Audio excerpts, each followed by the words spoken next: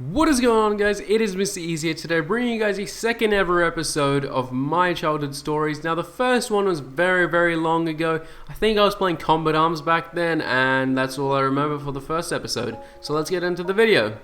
So now this happened when I was around 9 or 10 years ago. At this time, keep in mind, I was a little child and I didn't actually know much. Even though I had learnt how to do stuff that I'll explain in the video, I didn't actually know much, and I was really into ice cream, so remember that.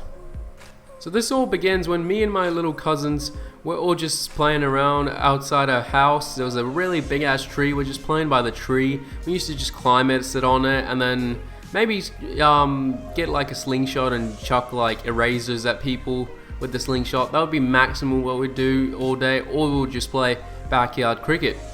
So as we were playing, an ice cream truck just parked in front of the road that we were playing on.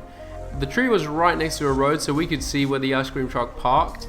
And as me, the 10-year-old me, I obviously thought that I had to get ice cream because the ice cream gods have greeted it upon me, like something like that, you know? It was a sign I had to get ice cream that day, but clearly I didn't.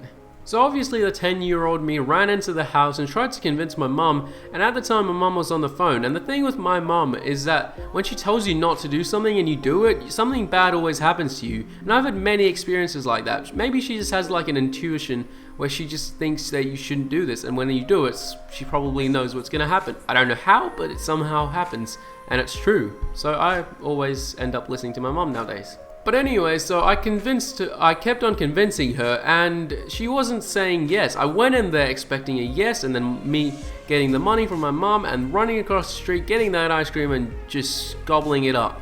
But that's not what happened. What happened actually was that I kept on trying to ask her, and she was busy on the phone. And then she turned her attention towards me, and I kept on asking her through sign language and very basic communication, because she was on the phone, if I could get ice cream. And she kept on saying no, because for some reason she thought that I shouldn't have got it at that day, and she was probably right. Well, she was right.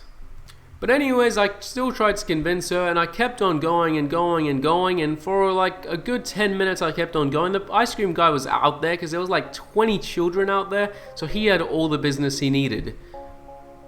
And then finally my mum actually said yes. She wasn't too sure about it, but she just said, what bad can happen? And she probably was right. She actually was right.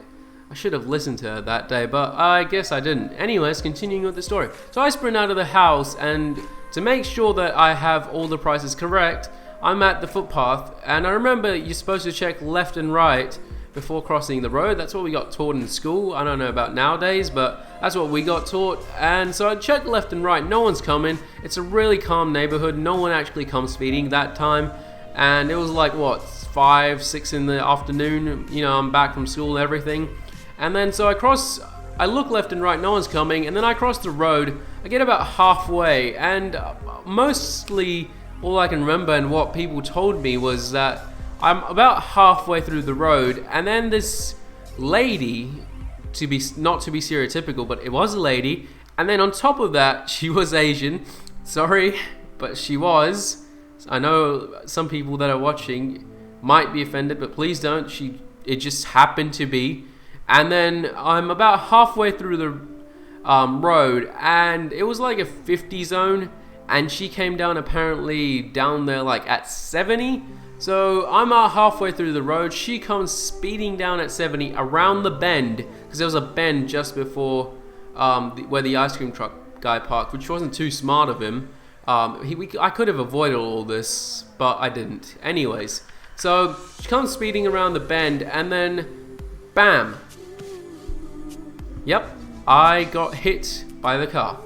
So as I got hit by the car, I flew up in the air apparently. I don't really remember. My cousins do remember. They were there, and they were properly freaked out. My little cousin was there, and he had like really high fever, and he was sobbing in the corner like he had just seen everything he didn't want to see, and which was probably what happened as well.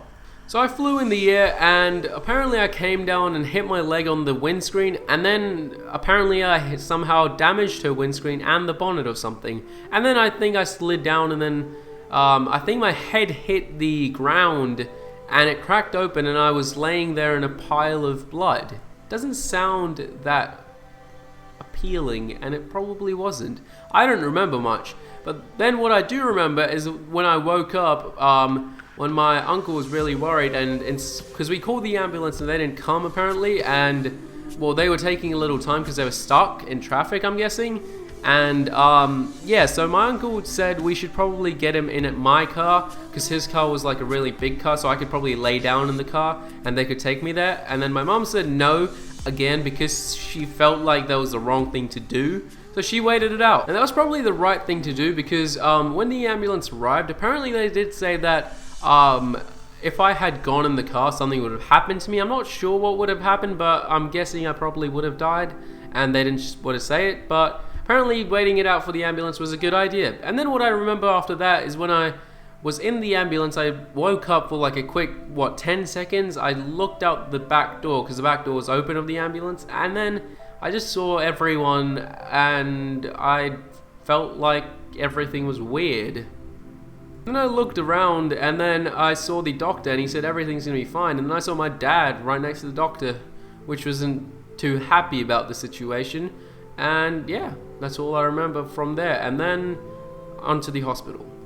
And now I remember when I first got at the hospital, and then they took me out on the stretcher and then put me into the hospital, and they're doing some really quick checks on me, doing some quick stuff. I don't know what they're doing. And then I fainted again. And then I woke up again when everyone was around me, which was probably the most terrifying moment. But everyone was around me, and I'm laying in a hospital bed not knowing where I am. And then so as I've woken up, all my parents are there, and my uncle and auntie are there as well. So they're all asking me how I'm feeling and everything. And then by the time I could answer, there's a nurse there, and she's like, "Oh wow, you've woken up.